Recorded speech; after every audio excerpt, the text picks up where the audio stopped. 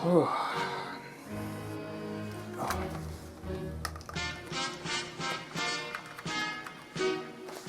hey there. So I've been working recently on a Iron Harvest project. Iron Harvest being a World War I alternate reality where we started using mechanized suits for our combat. Kind of like Mech Warrior, but way, way, way back. Almost steampunk. But yeah, pretty damn awesome looking mechs. Yeah, have a look. It's been 2 years since the Great War. The first mechanized conflict in history.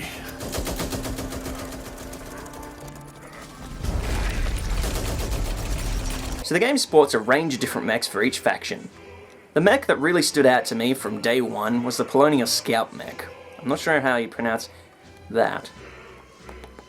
Polania being the Polish faction, I'm pretty sure. So yeah, this mech really stood out to me. I really loved the design of it, and for ages I've wanted to just have a model of it, so I decided to make it myself. So I modeled this thing from scratch, and I didn't really have anything to work from besides some screenshots from in-game. So the model isn't entirely accurate. It's kind of as best as I could do from what I could see.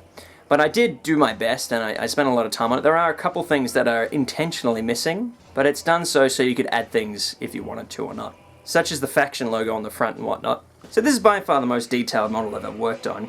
It's got heaps of rivets and little wires and all that kind of stuff, and it's really fine and intricate.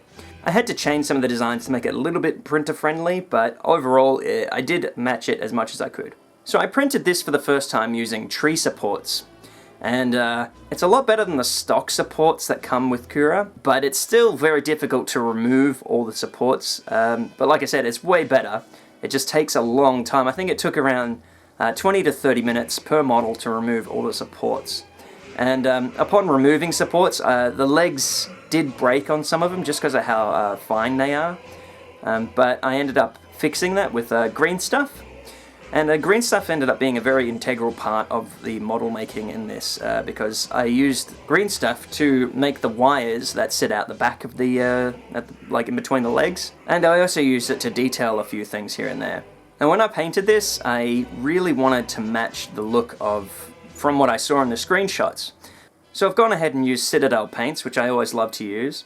And I think I did a pretty good job. I actually didn't go and get any new paints. I was planning to go get a whole bunch of new paints, but the paints I had seemed to match pretty well. I was happy with the test run, and I decided to just go ahead and paint with what I had.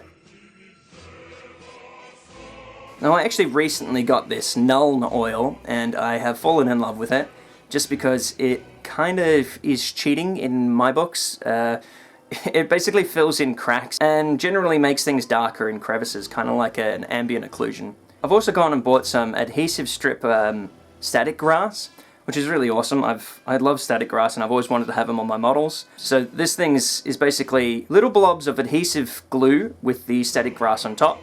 And you can just peel them off and stick them on wherever you want. And the end result is insanely awesome. I love it. I'm gonna be buying a lot more of this stuff. And I also just used some stones that I found in my backyard in a plant pot, and I've glued them down using a quick grip super glue. I've gone ahead and painted over the top of the rocks with the Stirland mud, which I use for a lot of basing. So yeah, I can't complain with the end product that I've come up with here. It's pretty amazing. I'm kind of dumbstruck to see how much detail has actually come out of this printer. This was all one print, so it used the tree supports like I said earlier, and I'm amazed by it, to be honest. Now these files, there's 3 different models, and I've made them available on Thingiverse, so if you want to print this yourself, you can, you're more than welcome to. So I advise these be printed out with the tree supports, just because they are one solid object, and you will probably need some green stuff to add that detail, like the wiring.